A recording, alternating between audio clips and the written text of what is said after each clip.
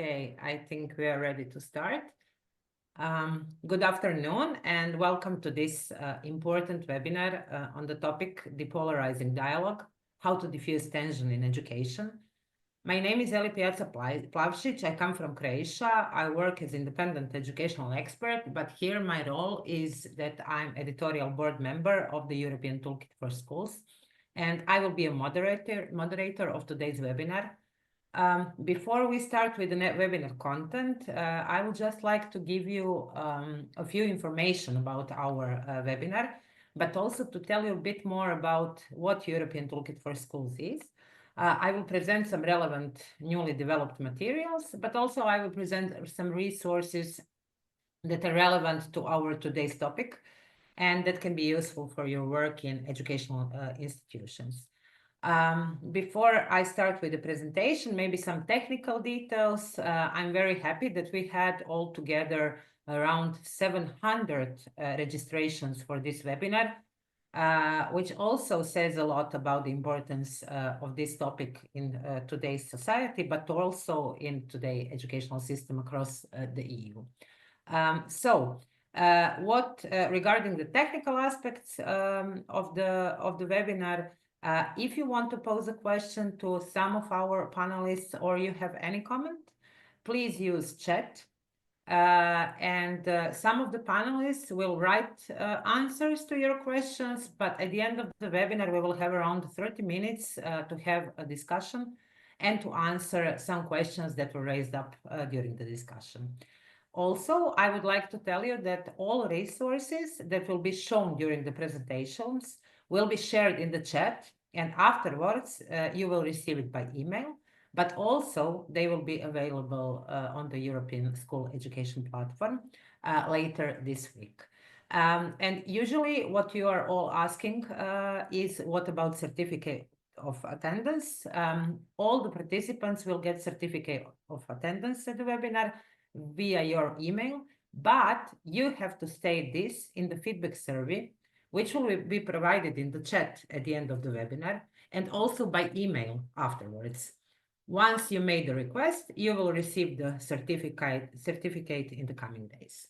So I think we managed to go through the all technical aspects of the webinar.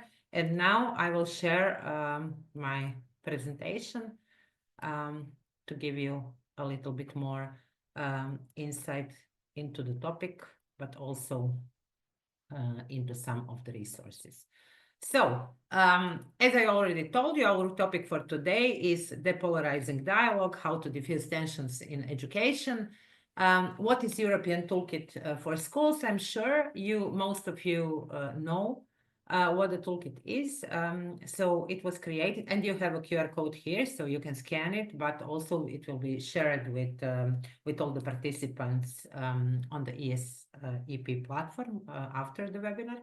So it was a platform that was created in 2016, and it is dedicated to school leaders, to teachers, to policymakers, and to all who are working in schools. On this platform, you can find many relevant resources and practices, and all of those are reviewed and selected by the editorial board, which is formed by educational experts and practitioners. So when you go to the platform, you will see the main areas, and there you can find resources, different kind of projects, materials, and so on. Many of the resources you can find in different languages, but most of the resources are written in English. Some of the updates and latest resources that we have. So during the past, I think 5 to 6 months, we organized few webinars that are available on the platform, but also on the YouTube channel. The first two that were held before summer, they were about well-being. And the November webinars is today's webinar, which is on polarization. But also a few weeks ago, we had a webinar about addressing bullying and violence in schools. And I will really recommend to go to that link and to hear that webinar because it was very, very interesting and we had great panelists. Also, I would like to share the latest resource that is updated. It's self-assessment tool for the inclusion and well-being for schools. This is very interesting tool that you can use and then self-evaluate your school, your local community. And after you go through the questionnaire, you will receive the results on your email. And with the results, you will also get a list of different resources that can help you to improve, I would say, some of the results on your on a school level that are connected to inclusion and well-being. Also, as you already may know, um, the Commission issued new guidelines for policymakers and for schools, and they are all about supporting well-being at schools. Also, there are many resources that can be found in these guidelines, and I would really like to recommend all of those. Also, along with the guidelines, you have a number of fact sheets that are connected to some of the topic related to well-being and mental health, targeted to students, of course. All of these will be shared with you in the chat, but also on the ESEP platform. And now I would like to share some of the relevant resources from the toolkit that you can find online on the platform that are connected to the topic of radicalization and polarization. For example, in early childhood education and care, there is a very good brochure that was developed by colleagues from Finland, their national agency for education, and they would like to. The brochure is very interesting for those working in early childhood education and care, and who want to work more on preventing on violent radicalization and extremism. So yes, you can scan this QR code and go through the material. Also, there is very interesting project which is called Charmed. This is a little bit artistic project. It was action research project actually running a few years ago. It was innovative learning experience for more than 1,000 children in primary education. And they use different kind of visual materials to spark dialogue around personal, family, community memories, cultural diversity, and so on. Then we have another resource. It's a handbook on teaching in diversity. It was Erasmus project, and it was aimed at for the high school level of children from 14 to 18. And it was about topic of diversity management at school, focusing on teachers. So it's kind of a training course that you can use if you want to tackle some of these topics. Also, there is a project called DEMBRA. It was learning resources for the prevention of racism, group-based hostility, and anti-democratic attitudes. This is also suitable for school leaders and teachers who wants to take a more systematic approach to the inclusion, to critical thinking, but also to those schools who are facing some of the challenges that are relating to cultural and other kinds of diversity. Another interesting resource from Clio, EuroClio, is the guide which aims to help teachers in preventing or reducing tensions with parents when addressing controversial issues in the classroom. That would be, this material is very interesting, and I would say it's a very good introduction for our webinar. Because I think we will also talk about how to work with students, but we will also talk how to work with young people, how to work with parents, how to work with the community as a whole. So now we can start finally with our webinar. So I'm very happy that, and I would like to introduce our today panelists, our today speakers. Dr. Maja Nenadović. Thank you for participating in this webinar, Maja. Maja will present a DARE project, a very interesting project. And yes, I will tell a little bit more about Maja later on. Adnana Torkic. Adnana is coming from Obesu, and her perspective today will be very important because this is perspective of the young people on this topic. And then we will have Dorotea Georgieva from the European Commission, from DG Home. She is working in the unit on prevention of radicalization, and she will actually present the EU policy and EU policies and resources that are connected to this topic. What are the objectives of today's webinar? We will, of course, be as practical as we can. So we will try to share effective school-based strategies to share good practice examples, to share materials, resources. We have many of resources to showcase.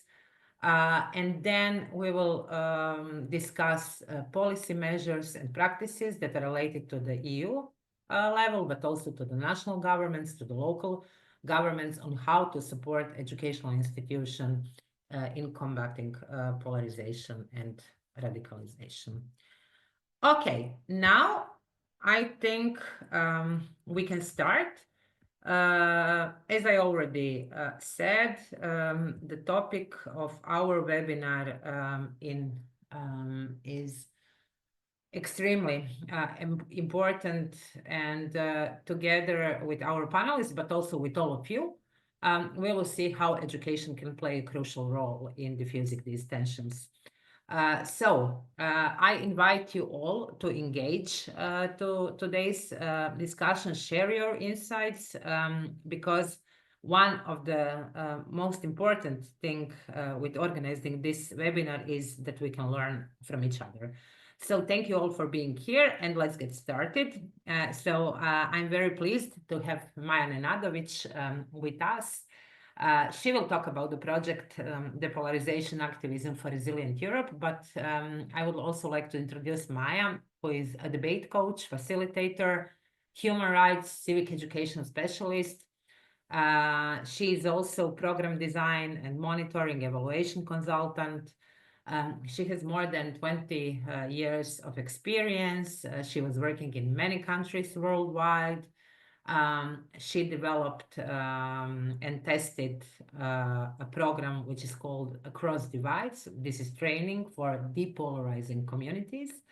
And she is also a consultant in the field of conflict transformation, social cohesion, and civic engagement.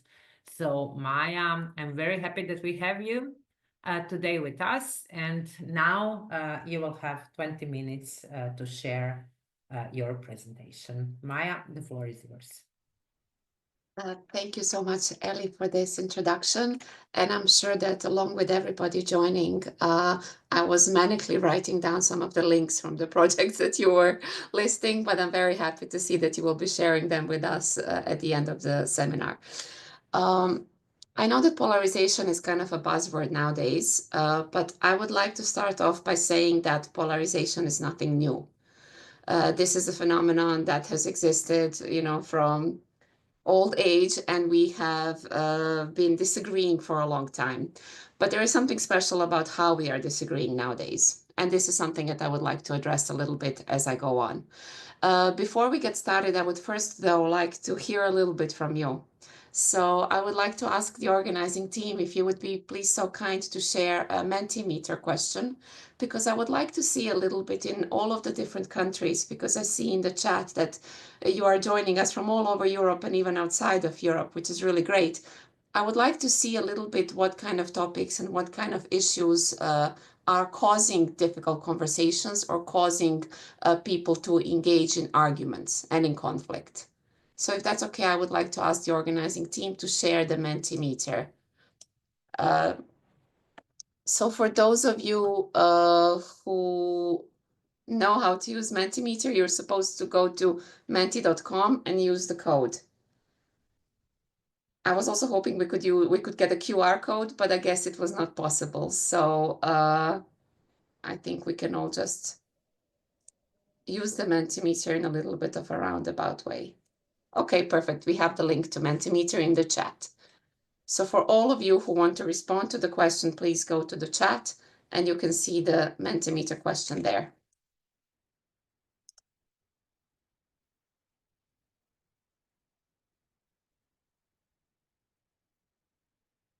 So what polarizing societal issues have led to debates or discussions in your educational settings? I'd like to give everybody a moment to respond.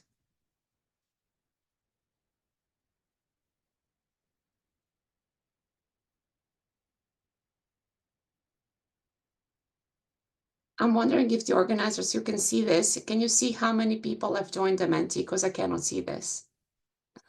So just to see if we're waiting.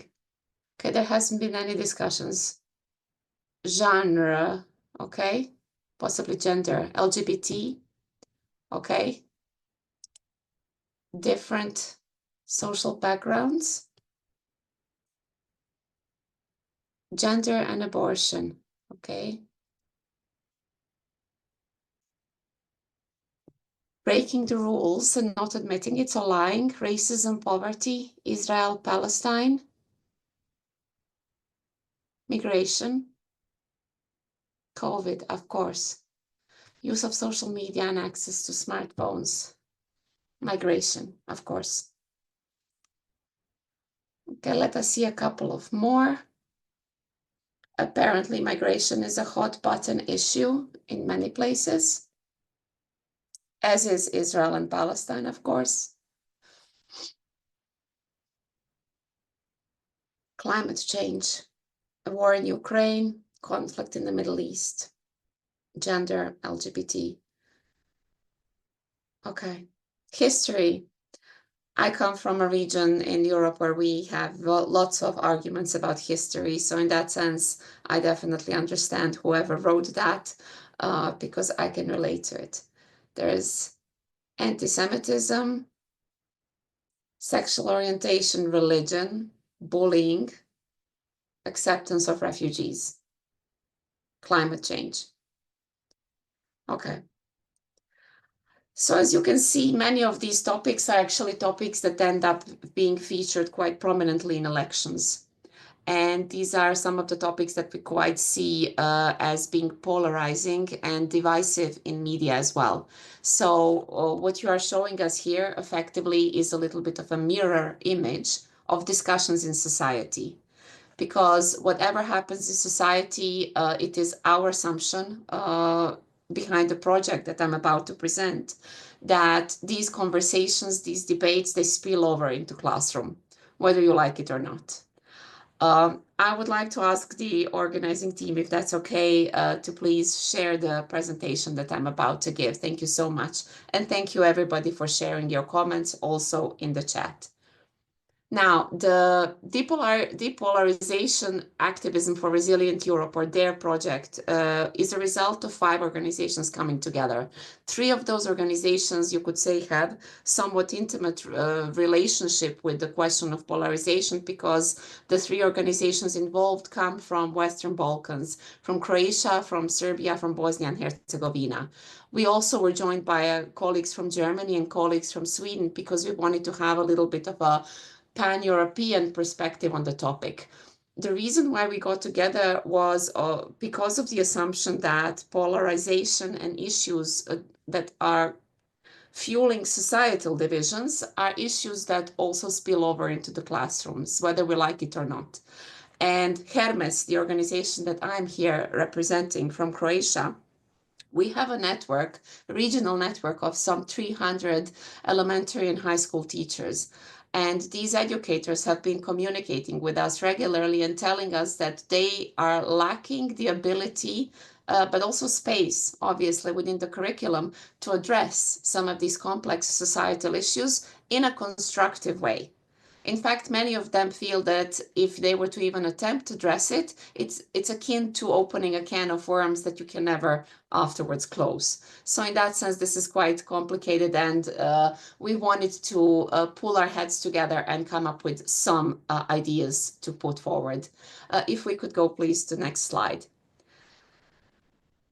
So what you will see is that all of the materials and all of the educational tools that I will present to you, they are housed on this website. And this website is basically accessible in currently all the languages of the project team, plus English language. I will say unfortunately, but the project has received a lot of interest also from countries outside of the project countries. And I say unfortunately because we believe it reflects the state of our society. We believe that polarization is on the rise, and we have been receiving inquiries as well as official requests that we allow people to translate our content into their languages. So in that sense, if any of you wishes to translate some of these materials into your language, we will be happy to share with you translatable or editable versions. And obviously now in the days of AI, the translation tasks is somewhat simpler than before. So in that sense, if any of you wishes to use these materials in your own language, I would very warmly recommend you and invite you to do so. So if we could please change the slide. Now, the key educational tool that we wanted to provide was the Healthy Conflict and Constructive Dialogue Classroom, or Educator's Guide to Depolarization. This guide consists of these exercises that you can see here in front of you, and each exercise is designed to last 45 minutes or 90 minutes to fit a regular class that one would have in high school, for example. And all of the activities are geared towards effectively addressing some of the issues that we have that foster, fuel, or enhance communication conflict. You will find that with the preamble, where we talk a little bit about polarization, but also about healthy conflict and constructive dialogue, what we delve into is also the 21st century life skills, because we believe that these are some of the life skills that some of these exercises and in general the approach to depolarization is well suited to build. And what do I mean by this? Communication is one of those skills that are currently crucial, and that effectively business sector is saying that people exiting universities don't come well equipped.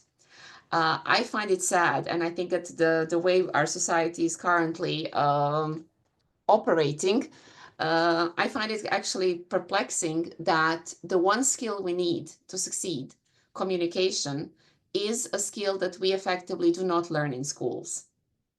In schools, we learn how to string sentences together in a grammatically correct way. That does not equal genuine communication. Similarly, we don't learn how to engage in conflict and how to resolve conflicts. We don't learn how to emotionally self-regulate ourselves when we get, for example, in a conversation or in a discussion with somebody who sees things completely differently than we do. And for this reason, we wanted to kind of slightly scratch the surface and offer educators some tools that they can start working on with their students in order to start addressing some of these topics. Now, many of the tools you will see are, many of the exercises can be done effectively as homework assignment, but also in class, because many of them are effectively introspective. We believe that one of the key elements in polarization is knowing yourself, knowing your own triggers, and being able to self-regulate and to engage in communication in an intentional, aware, and focused way. One of the reasons why we get into a discussion, and it's an unconstructive dialogue and almost a harmful one, is because we go into it with this zero-sum mindset.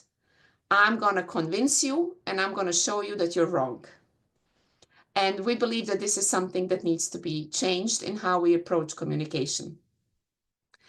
I will also now share with you some of the other materials that we have on the website. Excuse me. Now, on the left, you can see Dare to Care videos and lesson plans. What we did is we went and we interviewed a lot of young activists, young people volunteering in different kinds of organizations, because we wanted to talk to young people who contribute to society and are civically engaged on topics that are quite sensitive and at times quite polarizing. So in that sense, we, for example, spoke to an LGBTQIA plus activist. We spoke to a young girl in Germany who is an activist against cyberbullying. We spoke to an activist in Croatia who volunteers in an animal shelter. There's many examples of young people trying to contribute to address some of these topics in society that are quite polarizing. Some of the topics we also addressed was young people working towards interreligious dialogue and multicultural societies. And we believed it was important to showcase some of these young people doing very good things in their respective environments, because one of the things that polarization makes us feel at the end of the day is small. It makes us feel powerless because all of these people are fighting about these topics, but what is it? What can I do as an individual to affect any of these topics? And we wanted to basically address this sense of disempowerment or powerlessness that people might feel, and young people in particular, and show them role models who are their peers, who are effectively trying to do something good in society on topics that are highly polarizing. On the right, we also produced a series of animations, very short animations. Each animation, I think, is around 3 or 4 minutes only. And we wanted to deconstruct some of these complicated topics through animations so that teachers could effectively use this short animation as a conversation starter. So some of these animation videos that we have are, for example, addressing the topic of disinformation. What is it? Why are we susceptible to it, especially online? One of the most popular videos, effectively, is the one on mental health, because teachers told us they don't even know quite how to start the conversation with students. They see that there is a problem, but they would like to start the conversation with them. And we created this short video, and it's been used as a conversation starter quite successfully. Some of the other topics that we've addressed are, we have a short animation on polarization, we have one on nationalism, we have one on migration, and here featured is one that was used quite popularly, because we can see the website analytics across Western Europe, because it's a short animation that deconstructs the question, but where are you really from? Because as you can imagine, this is the question that a lot of migrants and a lot of second generation, even third generation young people sometimes get repeatedly. So all of these materials, both the interviews with young activists, but also the modern challenges, they're meant to be used as teacher tool to start up conversation on sensitive, complex topics. If we can move on to the next slide. We also wanted to deconstruct a little bit the concept of European values. And I know that you might think that why is the European values topic being addressed in a project on polarization? Well, because we found that European values seem to be quite abstract in a lot of young people's minds, but also teachers. And we believe that the abstraction comes from a tendency to talk about European values and to teach about them in abstract theoretical form. This is what they are, this is what they're good. But we believe that European values are a little bit more complicated than their theoretical format. We believe that European values are contradictions in the sense that they are an aspirational goal. And we all need to do our own contribution in order to make some of these values a reality. So these cards look like this. Basically, I will have to unblur my background for a second. Oh no. So they look like this. Yeah, you can see it a little bit. And you can print them out of the website. And the goal is to have classroom discussions about it.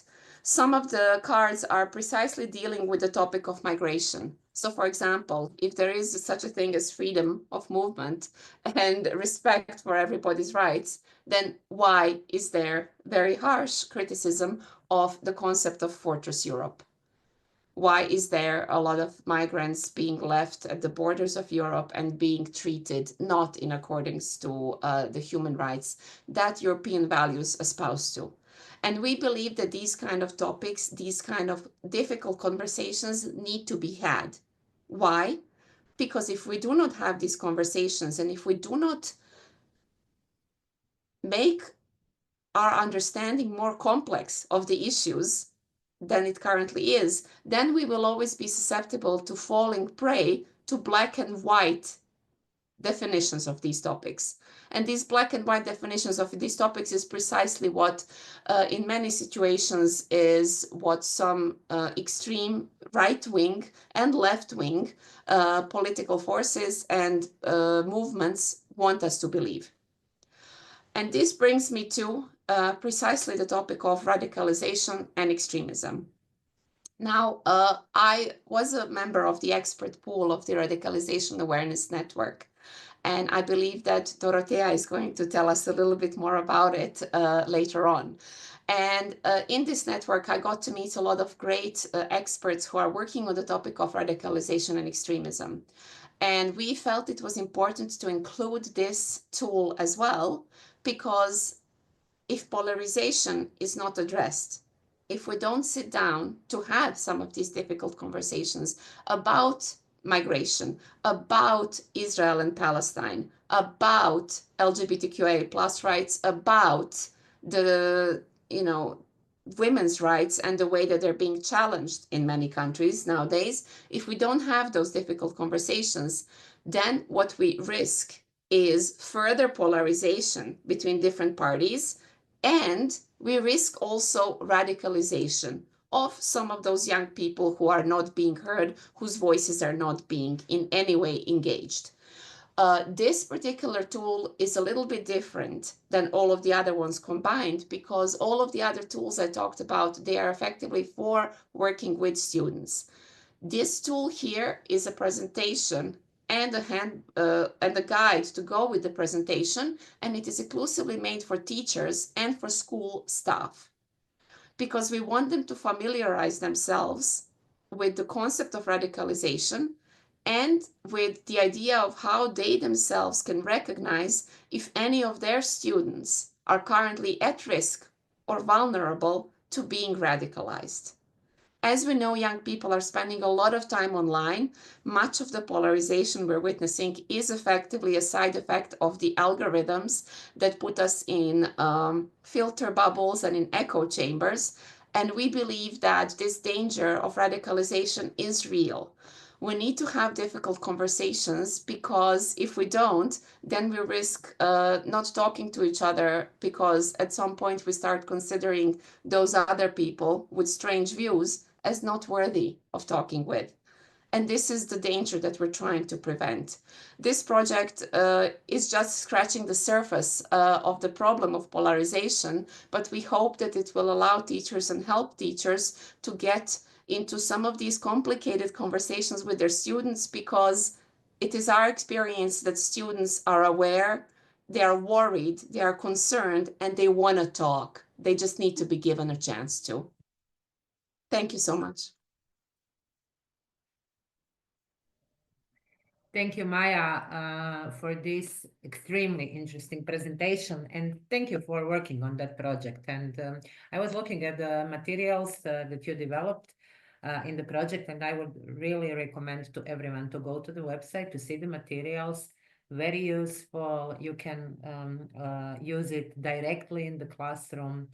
And really, really thank you for the interesting presentation. In your presentation, you stated something that really echoed to me. You said that communication, even if it's the most important tool activity that we need Life in skill. our life, yeah, we don't learn it in school, and that's some kind of the paradox. Yeah, maybe later on we can talk a little bit about why is that. But now I would maybe like to encourage all of you to tell us a little bit more in the chat. When we talk about the polarization, and Maya said that polarization is on the rise. What is the reality in your classroom? What are your insights? How do you deal with the issue of rising polarization? And reasons for that are many, of course. So if you can share your experience in the chat, that would be excellent. And now we are moving on. I would like now to present Adnana Turkic from OBESU. OBESU is the Organizing Bureau of European School Students Union. Adnana will share OBESU experience on dealing with social challenges and polarization, and she will focus on young people. Adnana is a governance and capacity building assistant at OBESU. She's working with school students on topics of student and human rights, active citizenship, democracy, and she's experienced trainer in non-formal education and a BA student of education and pedagogy. So Adnana, we are very happy to have you here with us and that you will share the perspective of the young people and the work you are doing at the OBESU. So Adnana, the floor is yours. Thank you very much. First of all, I'm sorry if you hear any noises in the background. But yes, thank you for the word, Ellie, and thank you, Maya, for your presentation, because I also found it very useful. And thank you, everyone, for joining this webinar.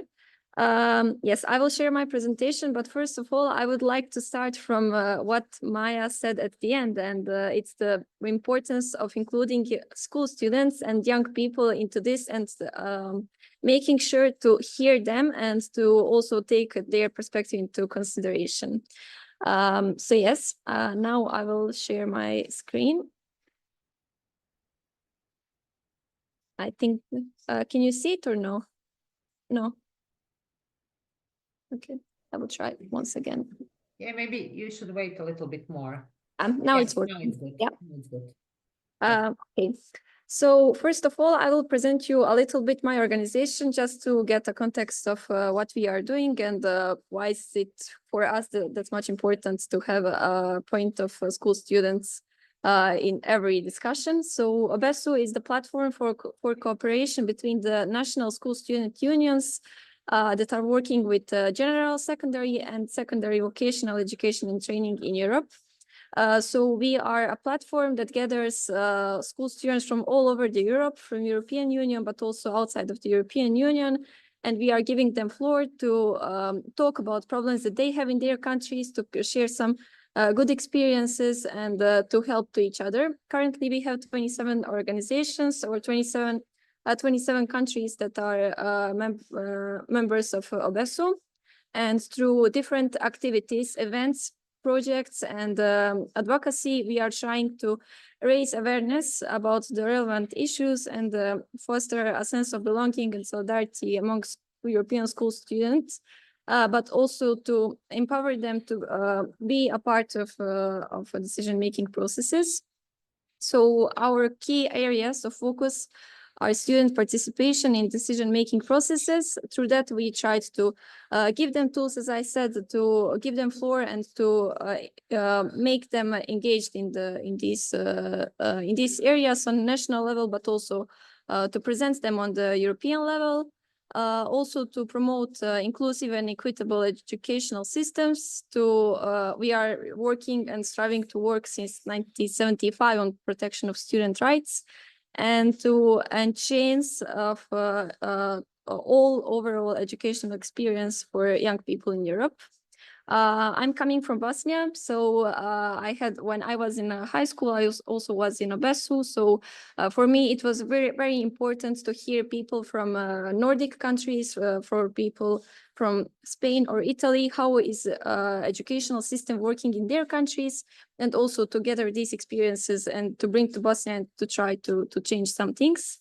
And I can say that it's really important also for the topics of polarization to get these discussions in order to find some better ways how to deal with it. So in OBESU, we are working on some internal meetings with our participants and our members. And it's called Hot Chocolate, where each month we decide to talk on different topics about things that are important for school students. And in that way, one of our hot chocolates was about the polarization in schools. So now I will just try to, yeah. So these are the inputs that we gathered from school students, how they see polarization, how is it in their countries.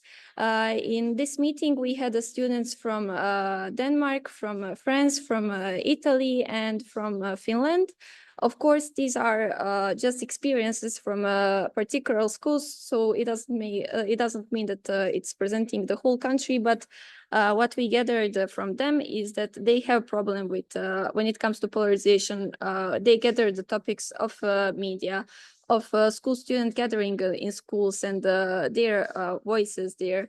They also talked about the political side, how are politicians presenting them, and what kind of messages are they sending to young people, but also to all citizens.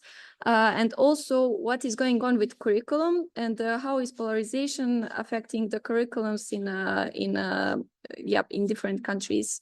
So one of the comments that we got from our school students is that their curriculums are basically being replaced with some other things just because of what kind of politicians they have. Is it a far right or far left?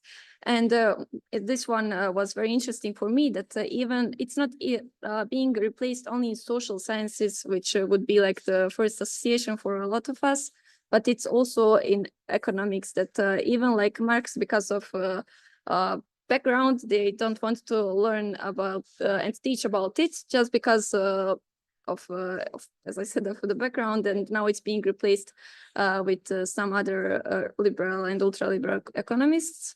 Also, what was important here is that students talked about media and its way how it affects them, but also how they communicate through media.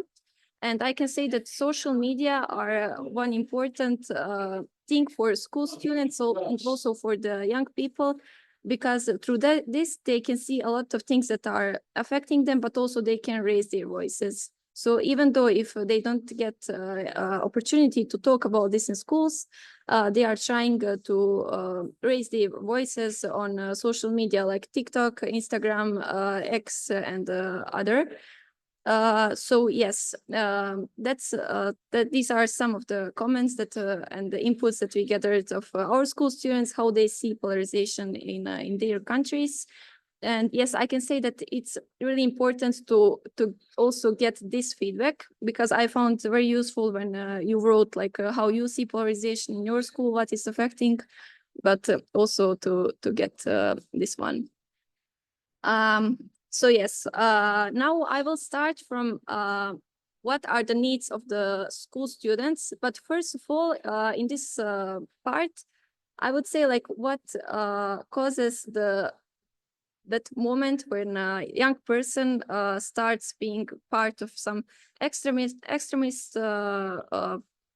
part of some extremist group or radicalist group. And here are some of the reasons, and it's that they, for the first time, some of them get a sense of belonging in some group that they didn't have opportunity to be a part of the group before, or to express their identity, or to be accepted, and then another thing is that they feel secure or safe in the part of the extremist group, that they feel that that group can protect them. And also that through status, they can protect their families and their neighbors and their ethnical group or political or any other way, that they feel that they cannot protect in other situations. Then also one of the things that happens usually with teenagers, that for the first time they can, through these kind of groups, get the moments that they are responsible for something, that someone is trusting to them, and that they have these feelings of honors. Yes, then there is again this way of out of poverty, a sense of empowerment, and an opportunity to resolve injustices. So, for example, that in case that policy, they think that police is not working their job good, that they are not feeling protected, that they will start and become a part of this group in order to solve other things, and legitimization that that happens especially in countries when there is a lot of differences between different ethnical groups, that they try to yes, to protect somehow their group. And also when in these situations there is a lot of moments when they feel that there are like differences between us and them. So these are some of the reasons why young people start to become a part of this extremist group and radicalists. But of course, like, it's not only this. But yes, what I would now say, it's something that we do in Obesu, and it showed up really good results. It's one exercise that you can also try to do in schools, and we are mostly working with school students that are from 14 to 19. But this game can be adapted also to groups of 6, 7 to onwards. So through this exercise, first of all, participants are standing in one line, and they can have their eyes closed, but it does, of course, like, it doesn't have to be like that. And they are the facilitator or a teacher can start with saying some statements. And if a student agrees with that, they make a step forward. And through that, after 15 or 20 statements, they can open their eyes and they can see that they are standing in different positions based on their answers. And it can be something very personal. Like I put here some examples that if you live in a community where most people share similar values and beliefs, take one step forward. But it doesn't mean that all students are going to make this step forward. And it can be very emotional, but also it can help students to understand these differences between them and to see that in some way they are privileged or not. And also to start the discussion about and dialogue about the polarization, and to make this awareness between students. Because this is also a topic from a young age that sometimes we don't know how to start talking with students about this. So these kind of exercises that are, so, let's say, easier, and it's kind of a game, so it can be also interesting for students, is a good entrance to start talking about these topics. Yes, so now I would say that there are two moments that we can talk about polarization and how to deal with it. And it's in this case, we can say that there is like how to do it before students are affected and after they are affected by it. And with this pre-radicalization, it's from emotional state, we have to, as a teachers, to start working on building self-esteem of students, to give them assertiveness method, and also nonviolent communication that I will tell you a bit more later.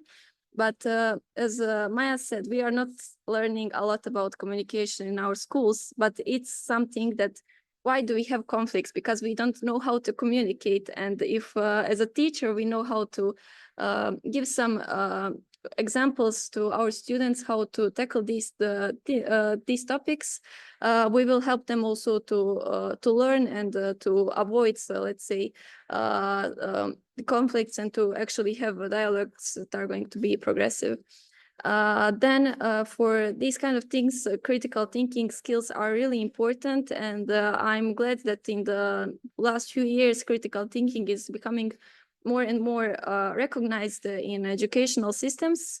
And yes, about the behavior, what we can do in schools is to increase young person commitment to meaningful projects. If you remember from the beginning, when I talked about the inputs of the school students, they said that some of schools are not even promoting their engagement in school student unions, gatherings, school student councils. So it's important to give also this perspective to students to make them engaged and to help them to become a part of the community, and also to give them power to try to change something.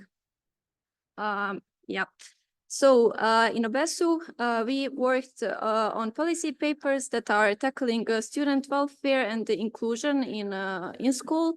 What are some inputs that could be interesting for you from what students actually told us is that what they would like to see in schools is that there is no discrimination of any kind.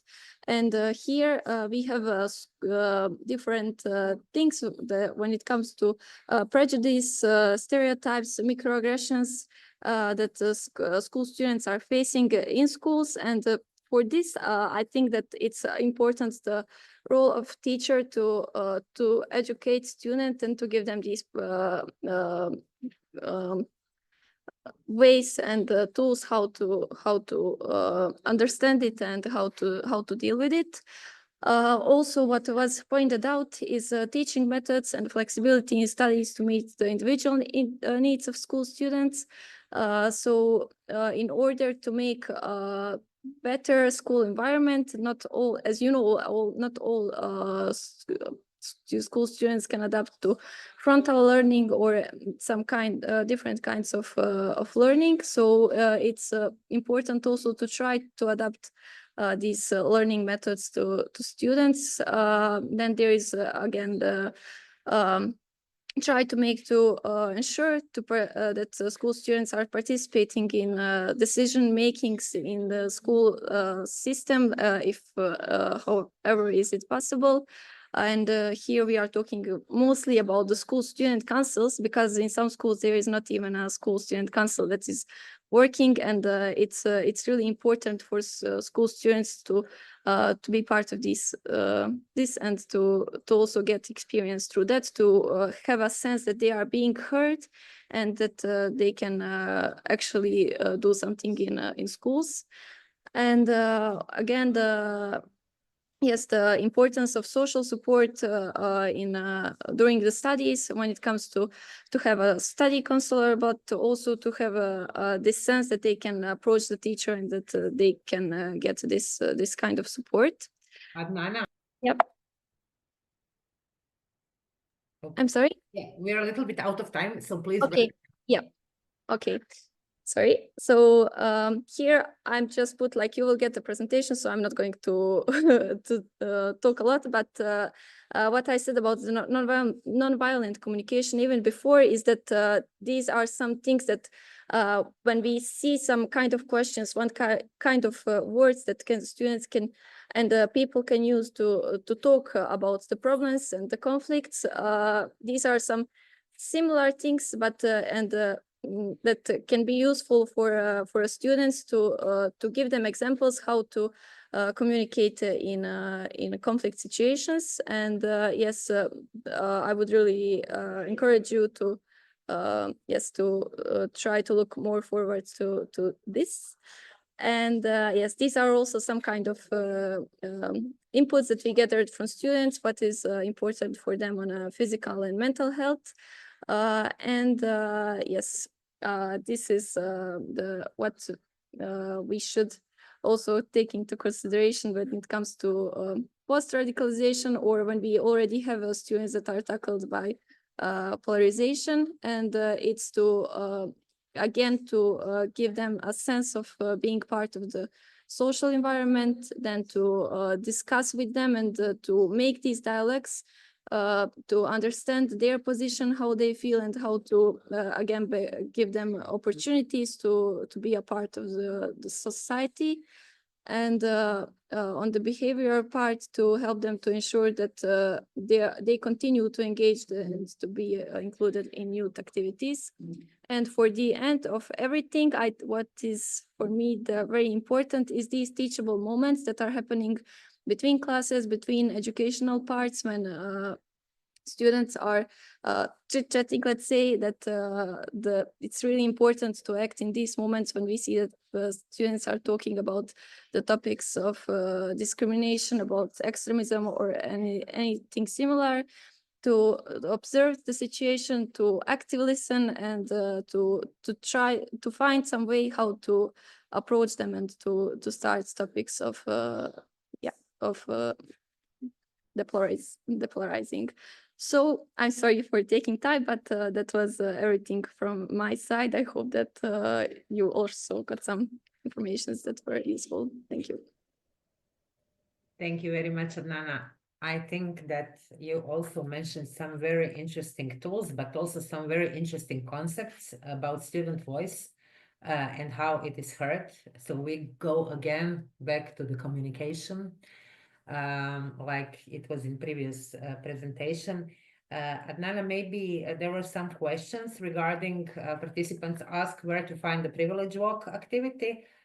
So maybe you can share, but you will get a presentation in the email in a few days. So we will get here, but you have, I think, everywhere the privilege walk has an activity.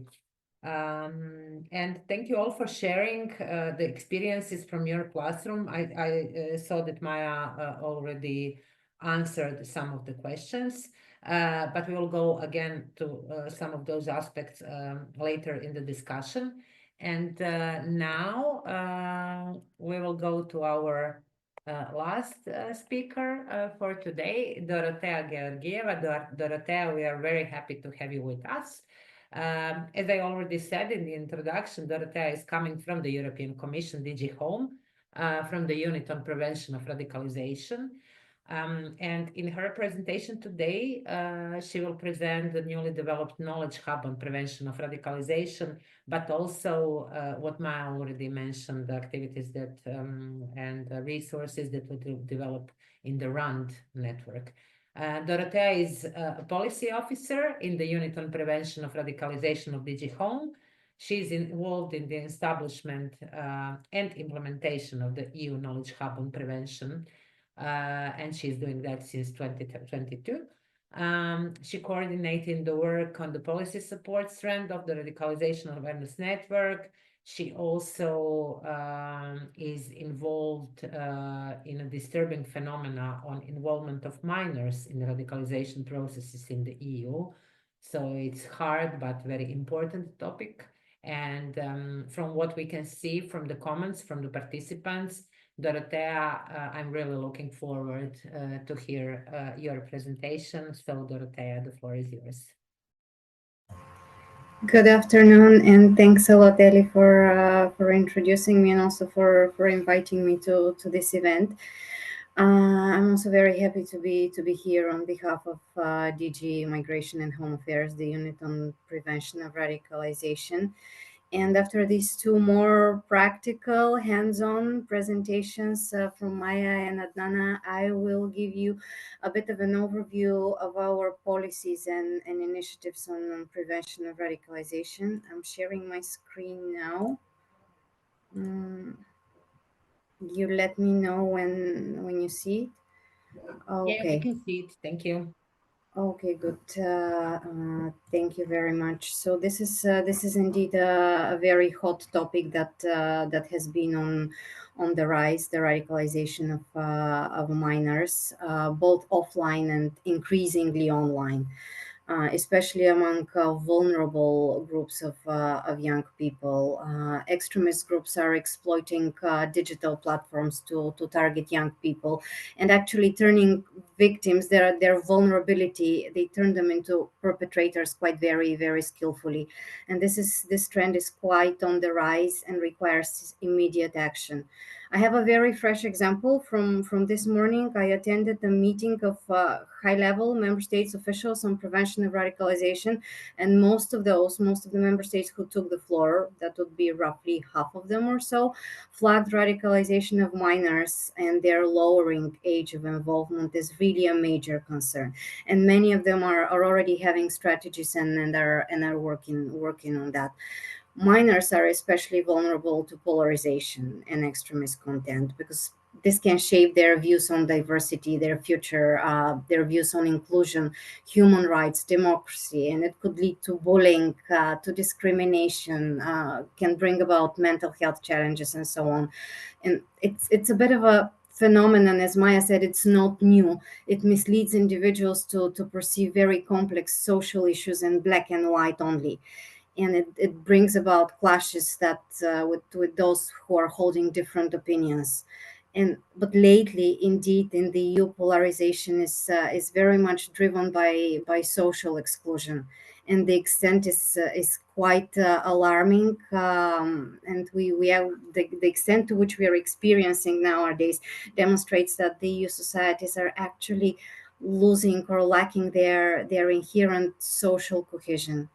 And this is precisely why we need what we call a whole of society approach to address these challenges, because all these processes, they start much earlier than security measures need to be applied.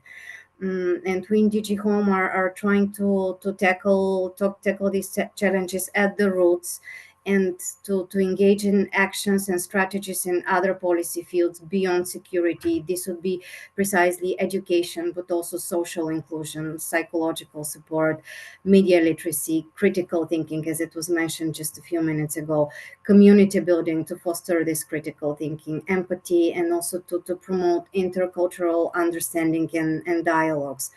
And in this context, your work as educators is really indispensable, because you are the ones who are working directly with young people, communicating with them almost all day, spending most of your day with them and knowing them best, sometimes even better than their own families. And because you're contributing to actually to shape the new generation, we on our end as policymakers that sit behind our desks are very much open to hear your needs, to hear what your challenges are, so that we can successfully implement them in policy messages, in developing policies that could impact actions on the ground, and to really have make a difference in tackling these challenges.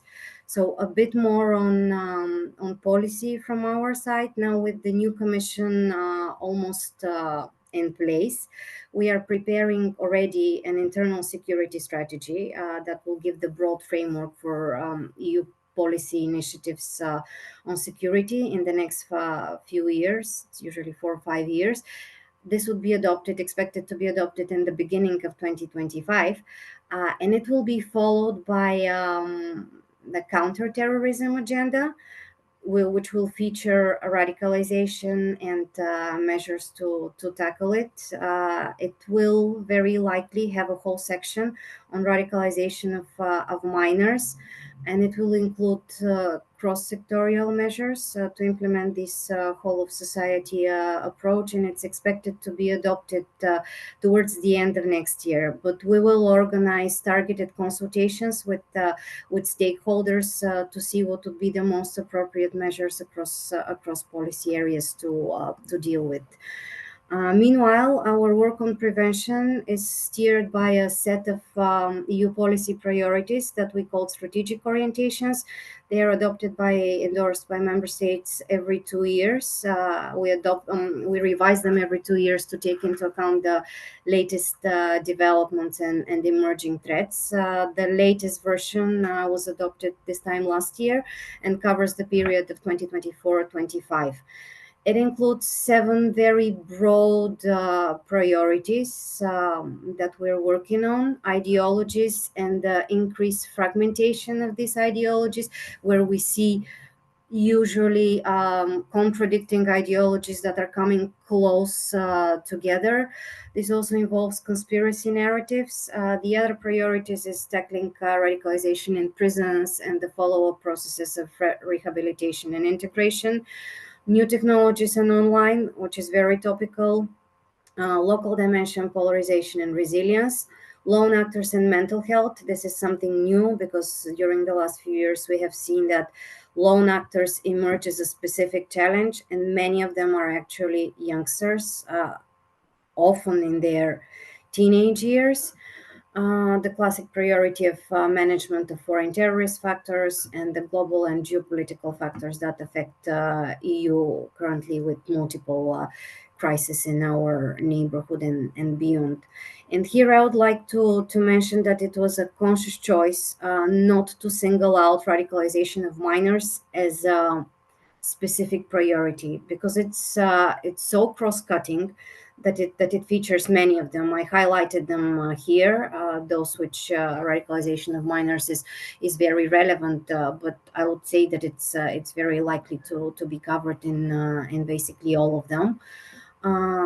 Then we have two cross-cutting priorities on strategic communications and evaluation, which we try to address under each of these priorities. Now, with the Knowledge Hub, this is our new key flagship initiative to address radicalization and to apply this whole of society approach to empower all stakeholders from all groups, policymakers, practitioners, researchers, including also educators like you, to provide resources, overviews, and collaborative opportunities to further foster cooperation and aim to drive a positive change. It was launched in June this year, and I can proudly say that it's already fully operational, organizing meetings, tailored services to member states and so on.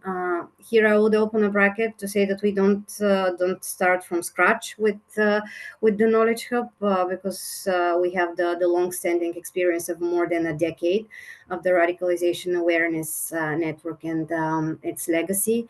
We also carried out an independent evaluation and are basing our new approach of the Knowledge Hub also on lessons learned. But RAN has been really successful in establishing the networks of practitioners on one hand, and a bit later of policymakers.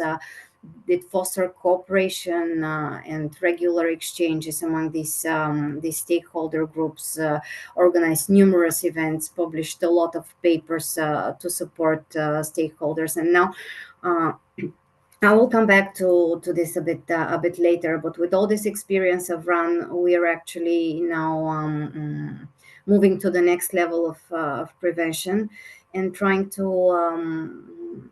implement new approaches. The first one would be really bridging the gaps and breaking the silos between stakeholder groups, because until now it has been practitioners working under RAN practitioners, policymakers working under the strand of policy support. They were supported by researchers, but it has been identified that there is a bit of a missing part of the chain, that these three stakeholder groups need to cooperate together, because they're working on more or less the same topics but have different perspectives on them. Like I said in the beginning, policymakers working behind their desks developing policies, and practitioners on the ground, but the needs need to be matched. So now with the Knowledge Hub, most of its activities are open to all stakeholder groups. Then we improve dissemination. We are translating most of our products, like outcomes of meetings and different formats of cooperation. We're also reaching out to broader audiences. I will come also later with the so-called expert database that we're developing to actually achieve this, applying the whole of society approach. Sorry, I'm repeating this, but it's really very important to bring together measures from different policy fields, and also to support all this. We're strengthening our pillar on research with creating, consolidating, and disseminating knowledge better. So this is the basis of the new approach that we are applying with the Knowledge Hub. So here I have outlined a few of the several of the services of the Knowledge Hub that could be helpful for you in your role of educators. We have this new format of thematic panels, and it's really a new form of cooperation, bringing for the first time all stakeholders together. So we'll have 7 panels. One panel will correspond to each of these priorities. It would be a safe space. It is intended to be a safe space for stakeholders to delve deeper into priority topics and to promote their implementation, to gather information on future needs on the ground so that they feed into the policies, and to actually illustrate, to reflect this approach of bringing policymakers and practitioners together. We are currently in the process of selecting the co-leaders of each panel. And we will be having very likely a policymaker and a practitioner leading each panel. We had a call for that that closed in early November, and we are now finalizing this selection. Every panel will have between 20 and 40 members, depending on the topic. They're to be selected by the co-leaders in cooperation with us and with our service provider.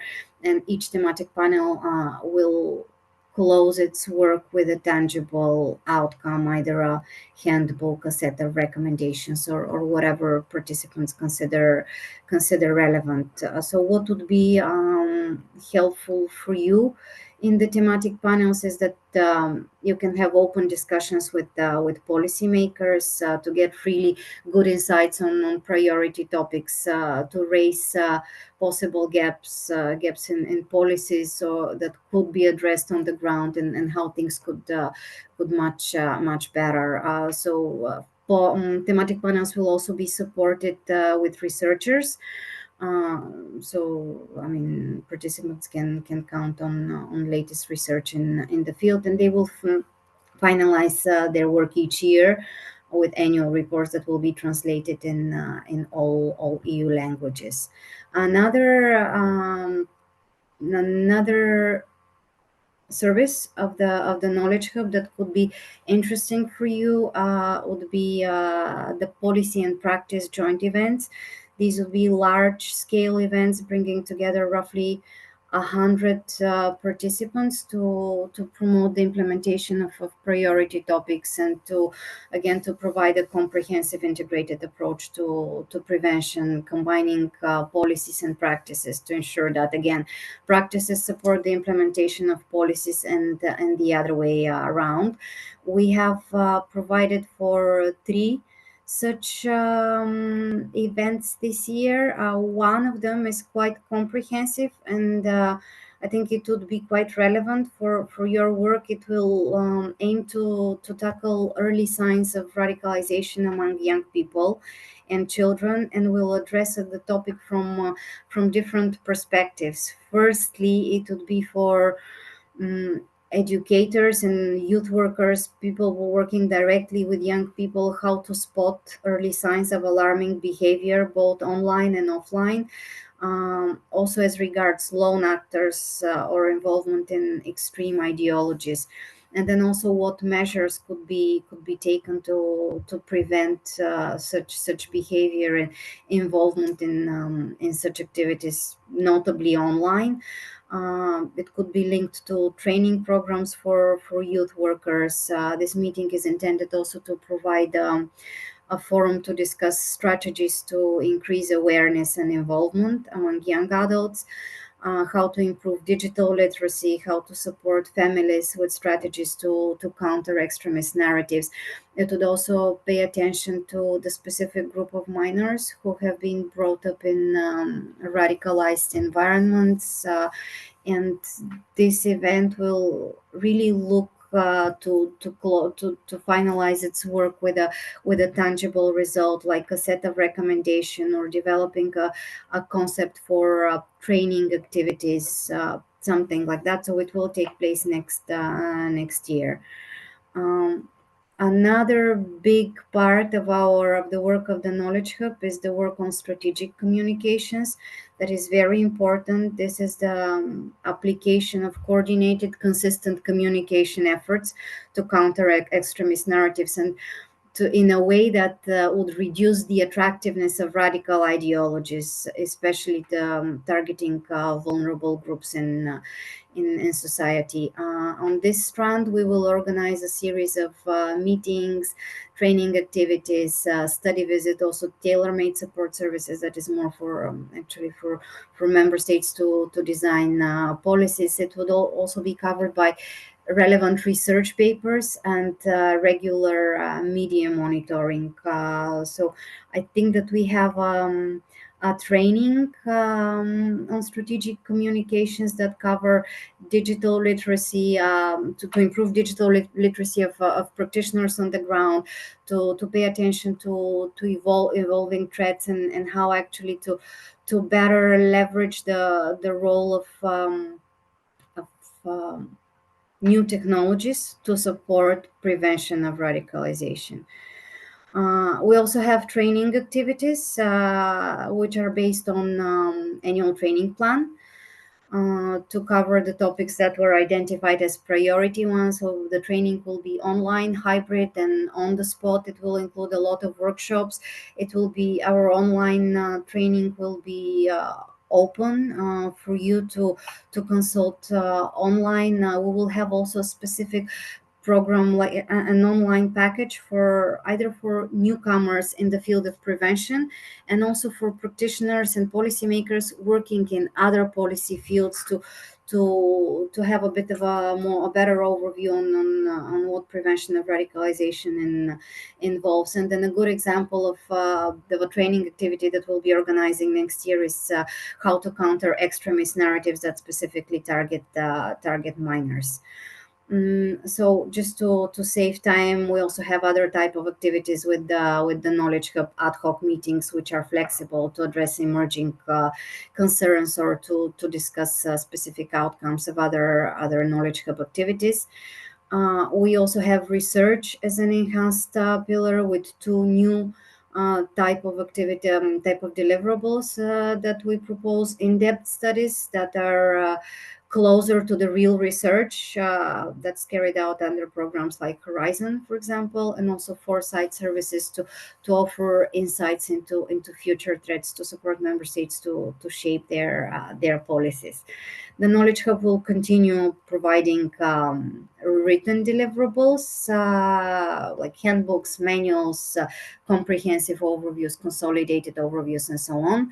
We will have a town hall meeting early next year, probably in April. That would be part of the consultation process with stakeholders on what they would need to be covered in the new counterterrorism agenda that I mentioned in the beginning. So that would be an important element also to implement the whole of society approach.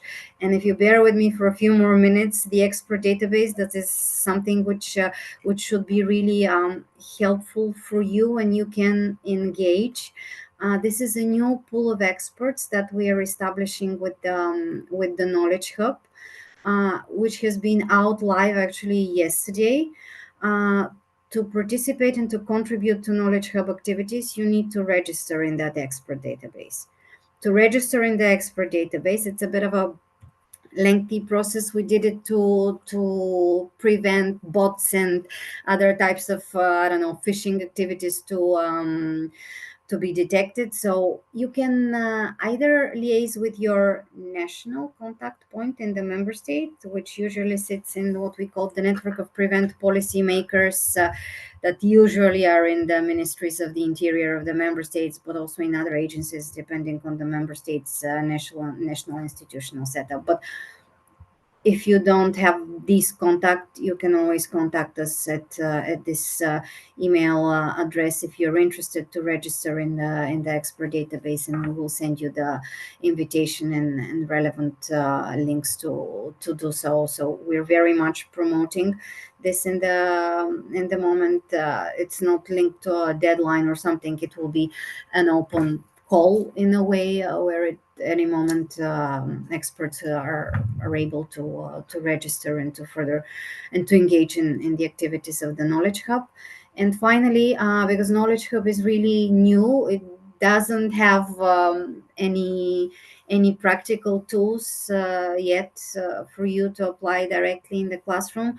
Here I selected several initiatives of RAN practitioners that may be helpful. A very recent one is a webinar, Managing Polarization in the Classroom, that took place early this year. Unfortunately, we don't have a recording of it, but here you can find the relevant papers, the discussion paper, the conclusion paper. Then some other more hands-on tools developed by RAN here, tools for post-lockdown resilience building in youth with relevant guides and also accompanying papers on it. Integrating the online world in your offline pedagogical practices. This is a summary of a meeting of the RAN working group on youth and education, also with accompanying documents inside. Here some other material that you're very much welcome to consult, together with two projects, one in Germany and one in the Netherlands, that could be relevant. We had a spotlight of RAN on schools and education dating back to October 2022.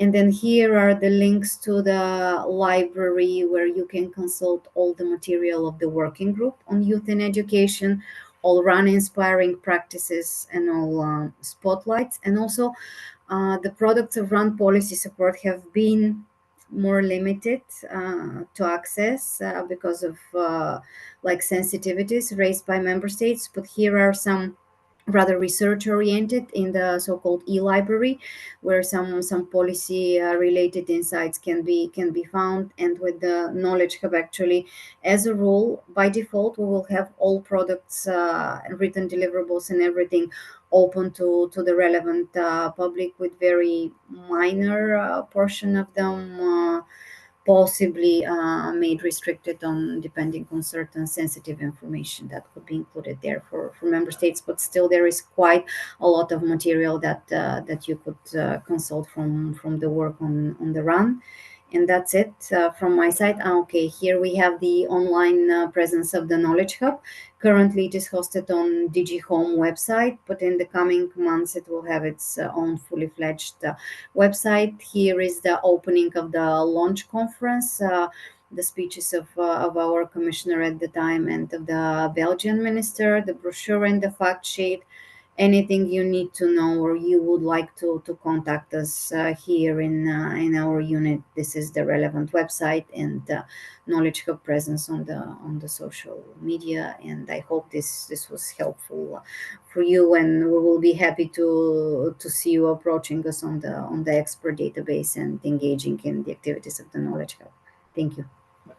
Thank you, Dorothea, very much. I'm very happy that we had you in this panel, because I think you showed us how extremely important is that different stakeholders from different sectors collaborate. And I think that people who are working in education, in every aspect of education, can have a lot of knowledge from the work you are doing, but also vice versa, that you can get lots of insights from the people working in education. So thank you very much. Yeah, we now still, I saw that Maya and Adnana were answering questions in the chat, and thank you all participants. There is more than 220 of you who are posting comments, and actually the most comments are I think coming from that place that the communication is important, the collaboration is important, that we have to talk to each other, that we have to listen to the needs of the students. So maybe first questions from Maya and Adnana. Maybe if you can shortly refer to those comments. So what kind of radicalization process teachers find in the school, and what are the successful strategies, maybe from your perspective and from what we are hearing here in the chat. Maya, are you going to go first, maybe? Yeah, okay. Sure. Well, lots of participants were very kind to share their experiences of what they're doing in their schools already. So effectively, I would like to refer to them as examples of good practice. And I was really happy to hear that some teachers are already working on fostering and strengthening empathy, because this is again a core skill, I would say, that has somehow gotten lost in the curriculum, or it doesn't necessarily have space in the curriculum nowadays. And to be totally honest, communication, empathy, being able to self-regulate, somebody would refer to these as soft skills. I don't consider them soft at all, because if they are a prerequisite for you to be able to function, then I believe that there shouldn't be slightly looked down upon vis-a-vis whatever other skills our current educational systems are building. But yeah, I'm very happy to see that there's lots of good practices happening among the people participating. And I believe that the three presentations that we've had, I like the fact how they come together, because the policy world recognizes the problem, just as Dorothea has very clearly explained. And I like the fact that they also effectively see radicalization as almost like the final end stop on the train of polarization. So in that sense, we need to intervene.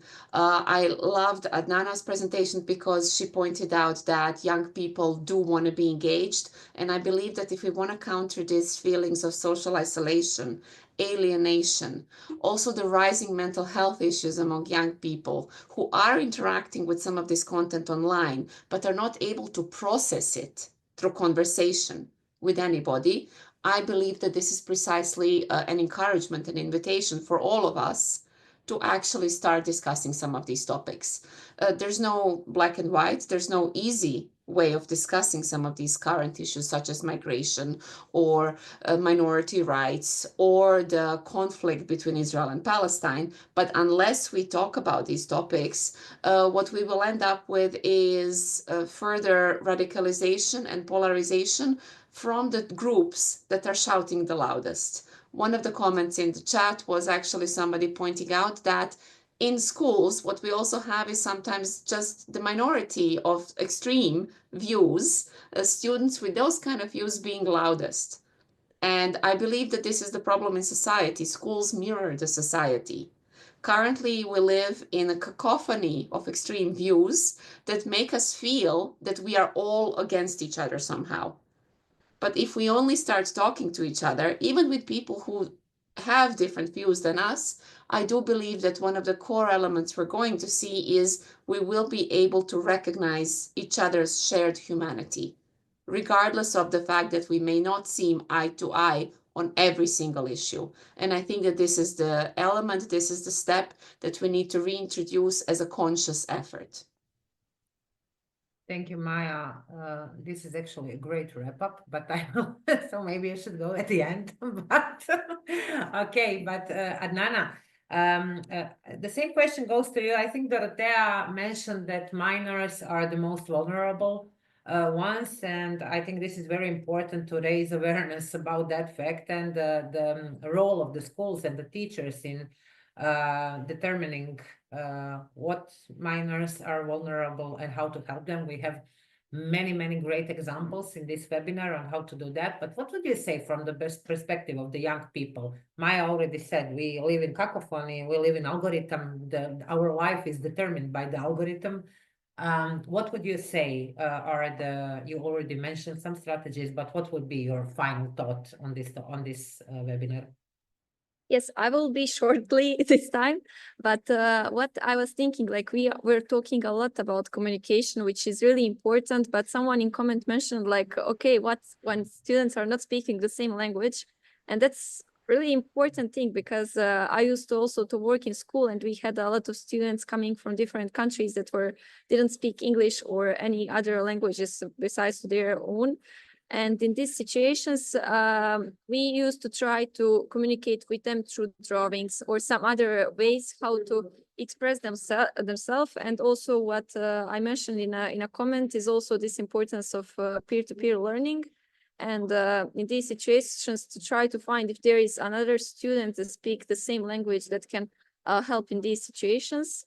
But yes, these are some kind of examples that that can be used, but of course it depends of a school and in the environment.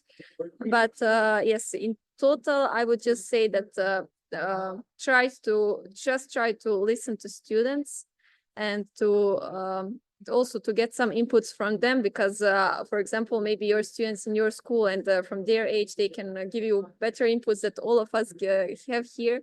But it's just the way how we approach them and how we engage them in these discussions. So yeah, that's all from me.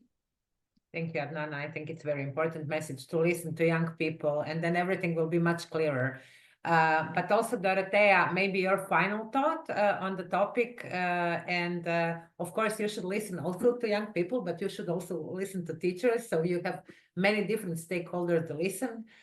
What would be your final thought from the perspective of the EU policy on this topic? If you can share some words. It has been really interesting for me to hear what is being done to address all these issues, and because we're working on it a bit from a higher perspective, broader perspective. What I think is a bit lacking is actually sharing better the information among everybody who is doing what, because if somebody is implementing one project in one member state and another member state is not aware of this, but it could be helpful for the other one. And that's why with this knowledge hub, we're really trying to break these silos. We're just starting, but again, promoting it very much across all interested groups. And also the commission now with this new whole of society approach, we also call it a whole of commission approach, because we aim to promote it in society among different policy fields, but we will also do it across DGs. That's why I very much appreciate this invitation today. And indeed, communication and sharing best practices would be in a more streamlined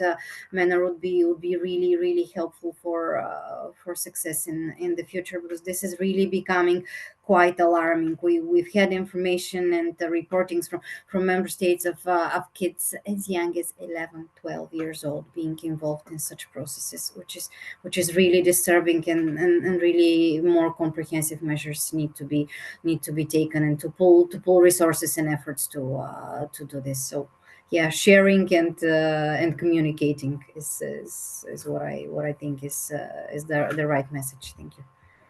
Thank you, Dorothea. And even though it is very disturbing, I think we should all be very aware of what is going on, and then we can, produce good materials, produce projects, keep eye on what is going on around us, and so on.